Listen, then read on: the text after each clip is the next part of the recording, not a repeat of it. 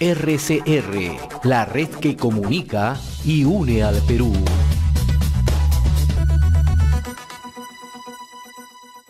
En este domingo 9 tendrá lugar el referéndum a nivel nacional. Van a ser sometidos a consulta 4 proyectos de reforma constitucional.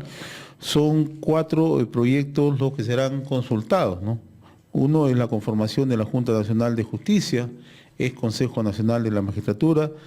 Un segundo tema, el financiamiento de las organizaciones políticas. Un tercer tema es la no reelección inmediata de los parlamentarios de la República y finalmente el tema de la bicameralidad en el Congreso, ¿no? Para conocer los alcances, y sabemos que están realizando una tarea intensa en todo el país, dando a conocer la información, cuáles son los alcances, ¿no? Y sobre todo la importancia de este referéndum y por qué la población debe ir debidamente informada, considerando que se trata de un derecho que está consagrado en la Constitución Política. Nos acompaña en esta parte del programa la doctora Ana Neira, ella es asesora del Ministerio de Justicia y Derechos Humanos, y le agradecemos enormemente la amabilidad que tiene de visitarnos en RCR, Red de Comunicación Regional, y de esa manera poder contactarse, ¿no?, en vivo, en directo, en simultáneo, con diversos puntos del país, a donde llegamos a través de un conjunto de estaciones que nos permiten ingresar diariamente a vuestros hogares. Doctora Neira, muy agradecido, muy reconocido. Muchas gracias también a ustedes, nos permitan este espacio para contarle un poquito más a la ciudadanía justamente que está detrás de los proyectos. Creo que lo más importante es invocar desde aquí a que acudamos a votar el domingo, pero sobre todo que usemos estos días, que nos quedan todavía unos 2 o 3, para informarnos sobre las propuestas que están en debate, ¿no? Apelo a su conocimiento para hacer esto de una manera bastante didáctica, ¿no? ¿Qué es el referéndum, primeramente, para que la ciudadanía no se entienda, ¿no? El referéndum es un derecho político, ¿no? Pensemos que nuestra Constitución se ha reformado muchísimas veces, pero nunca hemos tenido una oportunidad de ir como ciudadanía a decidir si queremos o no reformar la Constitución. Generalmente lo ha hecho solo el Congreso, ¿no? Desde el 93, ¿no? La última vez que fuimos a votar fue, bueno, FONAVI, que fue una reforma en realidad legal en el 2010, en el 2005 este intento de macroregiones que no prosperó, y antes aprobar la Constitución del 93. Pero sobre decidir si queremos cambiar o no la Constitución, nunca habíamos ido como ciudadanía. Entonces, el referéndum es justamente eso, es un mecanismo que permite que el ciudadano o la ciudadana decida si quiero esta reforma o no quiero esta reforma. En cada una de las propuestas, y ahora tenemos 4, que puede decir sí o no en cada una de ellas. Ahora, es un derecho la participación política, ¿no? Está consagrada en nuestra Constitución, ¿no? Efectivamente, la Constitución tiene establecido esto en el famoso artículo 2, que tiene todo este catálogo largo, habla del derecho de participación política, el derecho al voto. Pero hay 2 incisos, ¿no?, que son claves, ¿no? El inciso 17, por un lado, que habla expresamente del derecho de participación política, y luego el 31, ¿no?, que nos habla, el artículo 31 en realidad, que nos habla del derecho al voto, pero que habla que este derecho de participación política y este voto no es solo para elegir autoridades, sino también para participar en consultas populares, como en este caso es el referéndum. Ahora, tratándose de una consulta popular, como usted lo acaba de enfatizar, ¿por qué es importante que el ciudadano esté lo suficientemente informado? Claro, el hecho de que la ciudadanía vote por una propuesta en específico y diga sí o diga no, implica justamente previamente saber qué está detrás de esta propuesta. Es decir, y son cambios decisivos, además, ¿no? En realidad estamos cambiando la Constitución. Claro. La Constitución, que es la norma jurídica suprema del país. Entonces, es sin duda central que sepamos por qué estamos votando o para qué estamos votando, ¿no? Ahora, son en realidad 4 proyectos constitucionales, ¿no? Sí, 4 proyectos de reforma. Vamos punto por punto, ¿no? El primero es la conformación de la Junta Nacional de Justicia, lo que antes era el Consejo Nacional de la Magistratura. ¿Cuáles son los principales cambios que o los alcances, ¿no?, que va a tener, digamos, esta consulta? Sí, una primera cuestión es el cambio de modelo de elección de quienes integran esta Junta Nacional de Justicia. ¿Cómo elegíamos antes? Antes elegíamos, venía uno por cada institución, venía uno del Poder Judicial, uno del Ministerio Público, venían de colegios profesionales no abogados, de abogados, universidades públicas y privadas. Cada institución mandaba a sus representantes. Entonces era lo que llamamos un modelo institucional. Lo que se está haciendo ahora es un modelo que ya no privilegia que instituciones manden representantes, sino más bien que hay un concurso público. Y entonces lo que se va a hacer es, hay una comisión que va a seleccionar a quienes son los mejores por un concurso público de méritos para que integren esta Junta Nacional de Justicia. Ya.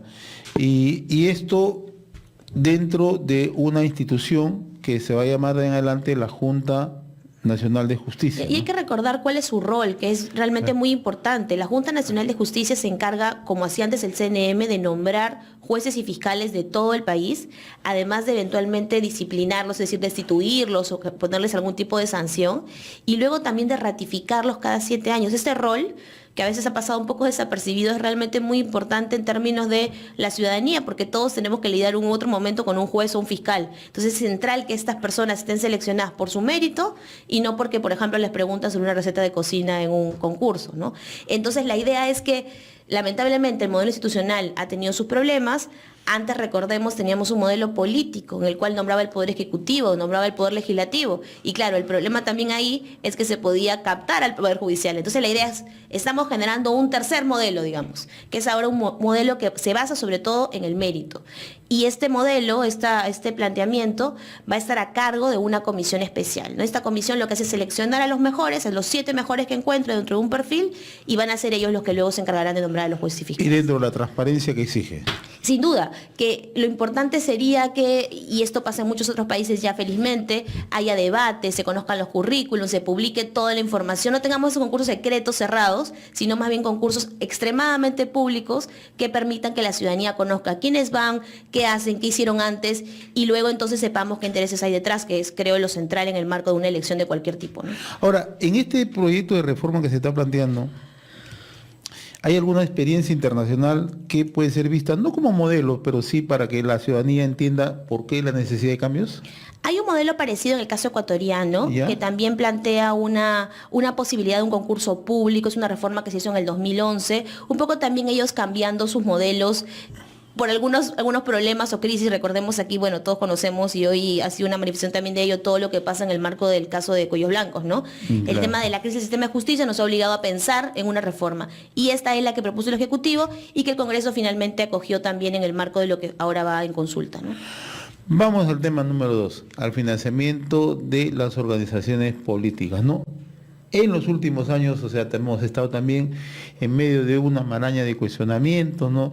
Que el dinero proviene supuestamente de fondos ilegales, que el dinero proviene de acciones ilícitas, estamos hablando de narcotráfico, estamos hablando de minería ilegal, lavado de activos, tráfico de terrenos, etcétera, etcétera. Sí. ¿Cuál es la trascendencia que tiene esta propuesta? Pensemos que el financiamiento o el mal financiamiento de campañas, por lo menos presuntamente, está vinculado en casi todos los casos de corrupción que se están discutiendo en estos días.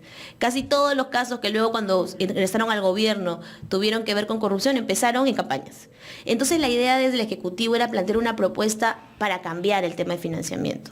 Es cierto que la propuesta del Ejecutivo en este punto fue cambiada, pero ahora plantea 2 cuestiones que creo que pueden ser centrales y que la ciudadanía tendrá que evaluar. Una primera es el hecho de que ya no tengamos solo sanciones administrativas por incumplir los temas de financiamiento de partidos. ¿Qué pasa hoy? Cuando un partido incumple un tema de financiamiento porque, por ejemplo, supera un tope, recibe dinero ilícito, recibe dinero de una fuente prohibida, lo que se genera es una multa. Ningún partido político hasta el día de hoy ha pagado nunca estas multas.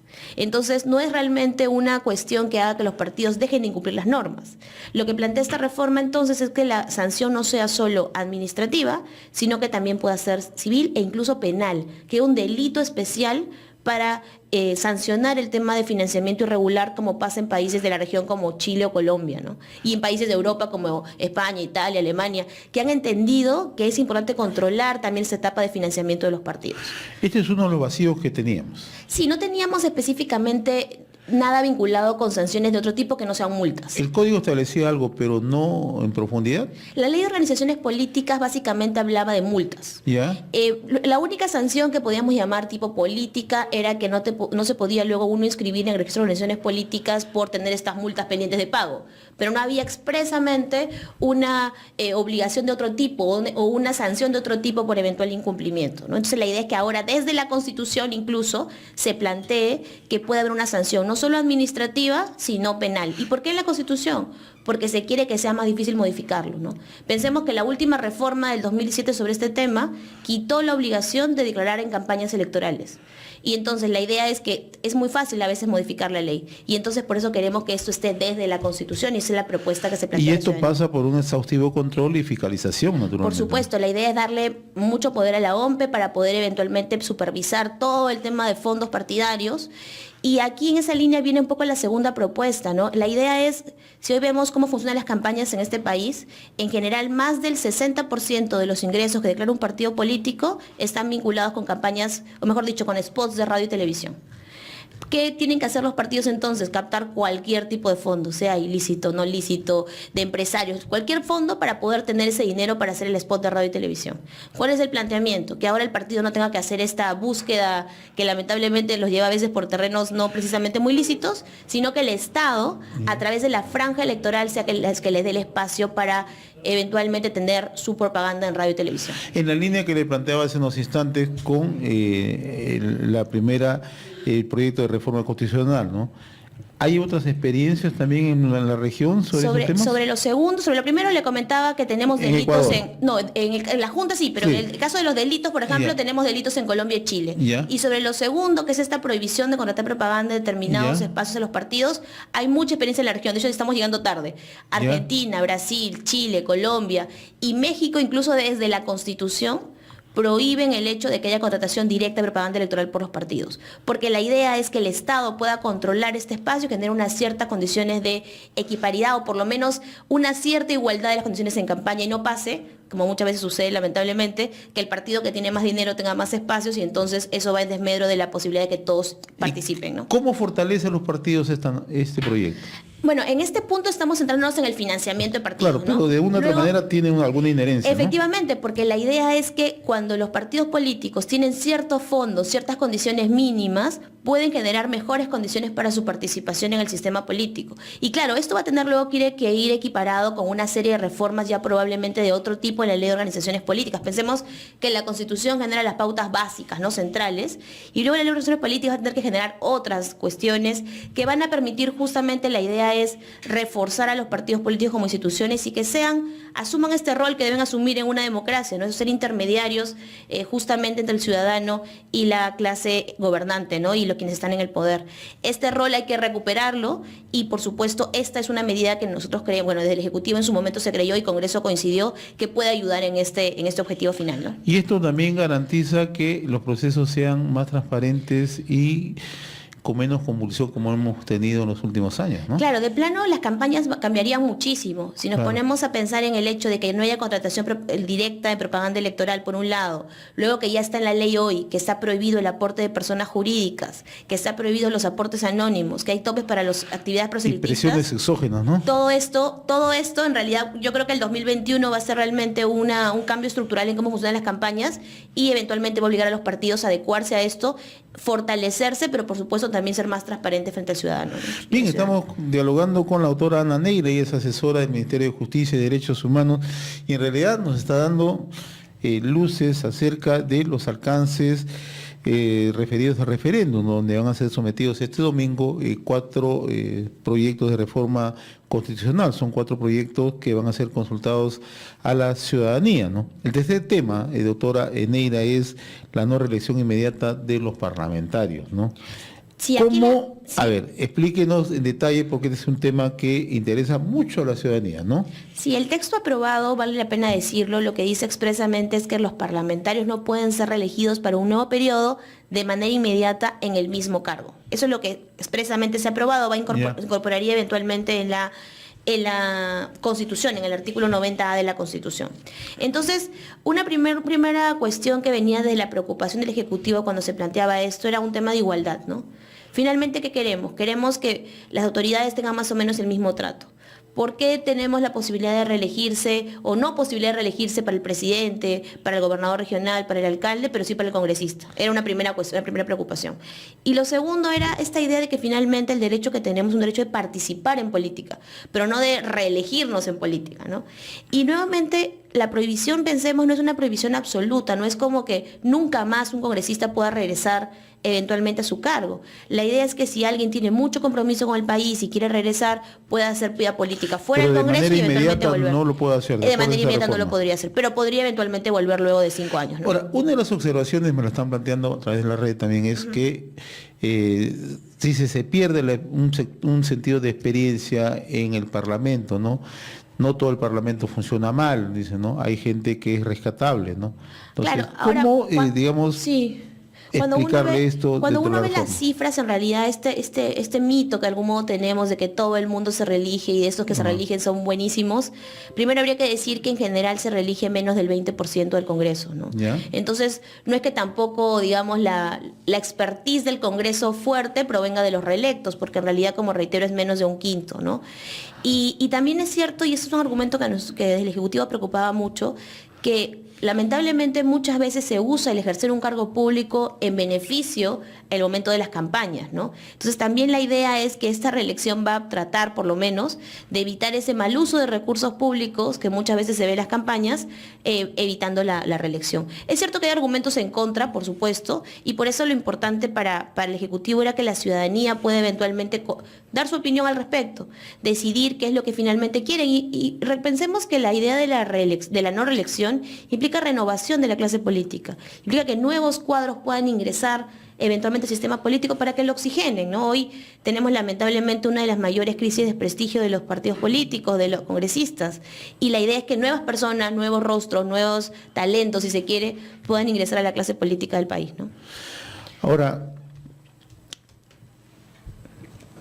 de este tema que estamos tocando es un tema que para mucha gente, nosotros hemos consultado con algunos especialistas, algunos observadores, sobre todo de provincias, ¿no?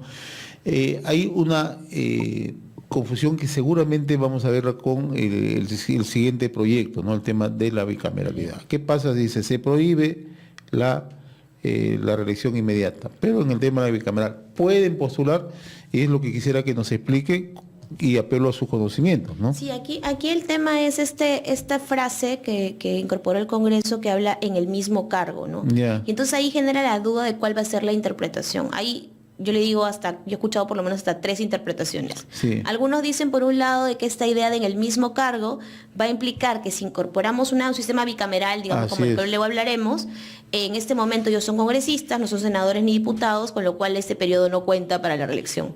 Otros dicen que vamos a equiparar los actuales congresistas a los diputados, se van a poder ser eventualmente senadores, seguir cambiando de cargo, que es probablemente la preocupación. Ahora, lo que hay que decir en principio es que esto no es una cuestión que depende solo de la norma, ¿no? Quien tiene que interpretar esto en su momento, cuando vengan las inscripciones de candidaturas, va a ser el Jurado Nacional de Elecciones, justamente como hizo, pensemos, para el caso de los alcaldes o los gobernadores regionales, En efecto. con la modificación en el año 2015, ¿no? Entonces, eso es finalmente lo que va a suceder. Es cierto que el texto podría haber sido más claro, es probable que sí.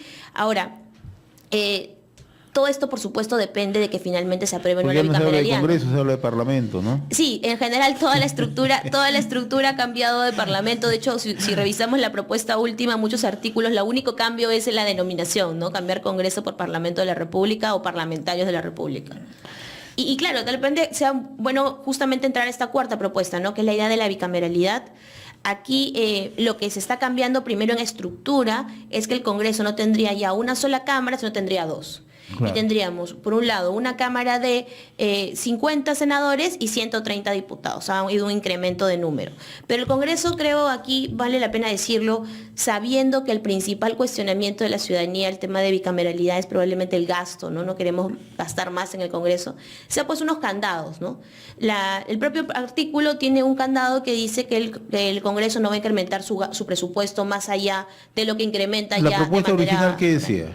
La propuesta original venía con el mismo número, ¿no? ¿Ya? La propuesta del Ejecutivo venía con 130 que se dividían entre las 2 cámaras. ¿Ya? Pero luego, claro, por un tema de mejorar la representación, la perspectiva del Congreso fue que tenía que incrementarse 50 más y por eso creó esta segunda cámara con 50, ¿no? Y eso es lo que finalmente está yendo en consulta. Pero además, otra cuestión importante es la distribución de las funciones entre ambas cámaras, ¿no?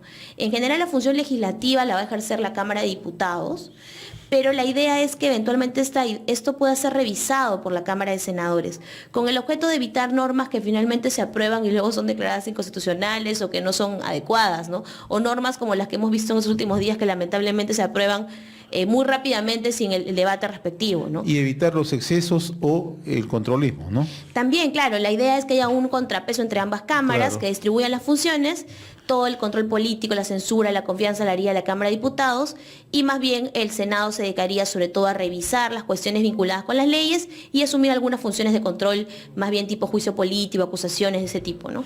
Nosotros hemos tenido 2 cámaras anteriormente, ¿no? En general- ¿Cómo se evalúa para poder plantear esta reforma? ¿Cómo se evaluó la experiencia anterior y proyectarla a la nueva? Se ha usado mucho el modelo de la Constitución 79, que Ya. era la constitución que hemos tenido última bicameral, con la idea justamente de distribuir las funciones entre ambas cámaras. Pensemos que nosotros tenemos un modelo que en derecho comparado se considera un modelo de bicameralismo asimétrico, es decir, las dos cámaras no tienen exactamente las mismas funciones, sino que se complementan más bien sus funciones. Y claro, ahora lo que va a pasar, si es que esto se aprueba, es definir exactamente cuál va a ser la naturaleza de esa segunda cámara. Porque si miramos experiencias como la de Estados Unidos, por ejemplo, la segunda cámara es una cámara territorial, es decir, lo que incide prioritariamente es representar espacios del país, en este caso estados, ¿no? Claro. Nosotros tendríamos que pensar probablemente una representación más regional. De hecho, desde la propuesta del Ejecutivo, que bueno, luego fue descartada por el Congreso, pero la idea era que tuviéramos un Senado con macro regiones, justamente para incidir, o en realidad macro regiones electorales, no tanto para agruparlos políticamente, creo que ese fue el error, ¿no? Eso no es lo que se buscaba, sino se buscaba justamente representar regionalmente a todo el territorio del país. Ahora lo que se dice, aquí hay algunas regiones que no podrían tener representatividad. Eso también es lo que la gente que sigue de cerca esto lo plantea. ¿Esto es así? La Cámara de Diputados, en realidad, esto no está cierto definido dentro de la propuesta, pero Ya. es posible que sigamos con un sistema de distrito electoral múltiple, porque es el que siempre hemos tenido como país. ¿Ya? Entonces va a seguir siendo como lo conocemos, digamos, la Cámara de Diputados. Tal vez el debate más grande va a venir por la Cámara de Senadores ¿Ya? y cómo estructuremos la representación. Como le digo, en general hemos tenido distrito electoral único. ¿Y cómo van a ser elegidos? Claro, el distrito electoral único era esta Claro. idea tipo el presidente, ¿no? Que todos los electores, los 23 millones que somos, votamos por un único listado, digamos, Así ¿no? es. Que es lo que tenemos el 69, y que algunos cuestionan porque es cierto que muchas veces llevó a una cámara que era de algún modo elitista, ¿no? Una cámara un poco lejana a las regiones, ¿no? Y por eso le comentaba yo que la propuesta que nosotros planteábamos, que planteaba el Ejecutivo en su momento, era más bien incidir en lo regional, ¿no? Pero claro, hay voces que plantean una cámara territorial, digamos, tenemos 25 departamentos o 27 electorales, de repente que le toquen 2 a cada lugar, y entonces tenemos una equiparación de representación, justamente incidiendo en la posibilidad de representar a los ciudadanos de todo el país, ¿no? Que es tal vez lo más importante que debe tener una cámara que justamente busca ser representativa, ¿no? Doctora Ana Neira, en realidad ha sido muy gratificante conversar con usted. Usted es asesora del Ministerio de Justicia y Derechos Humanos, y en realidad interesante el trabajo que están cumpliendo, ¿no? De dar a conocer a la ciudadanía cuáles son los alcances de las propuestas, de los proyectos de reforma constitucional que se van a plantear este domingo en el referéndum, ¿no? Sí, a nosotros nos parece muy importante, como le decía, que la ciudadanía acuda a votar informada. Hay muchos canales, los invitamos a utilizarlos todos, del Ministerio de Sí, Justicia. por favor, mencione Sí, no solamente los medios de comunicación, sino también pueden acudir por otros canales, Sí, ¿no? Interactivos, en la ¿no? página web del Ministerio de Justicia nosotros hemos puesto algunas infografías, están los proyectos, ¿no? Pero así como el esfuerzo viene del Ejecutivo, también la PCM tiene algunos canales, vale la pena también que utilicemos los canales que muchos ya conocen. El jurado tiene ese programa de voto informado, Así es. hay mucha información al respecto, la OMPE tiene también muchas plataformas educativas. Creo que lo que tenemos que hacer nosotros como ciudadanos es asumir este compromiso, nos quedan todavía un par de días, y poder ir a votar sabiendo por lo que estamos votando, cualquiera sea el sentido de nuestro voto. Lo importante es ir a votar, participar activamente. El referéndum es la posibilidad de hacer escuchar nuestra voz. Le agradezco la amabilidad que ha tenido con nosotros con RCR, doctora Ana Neira, asesora del Ministerio de Justicia y Derechos Humanos. RCR, la red que comunica y une al Perú.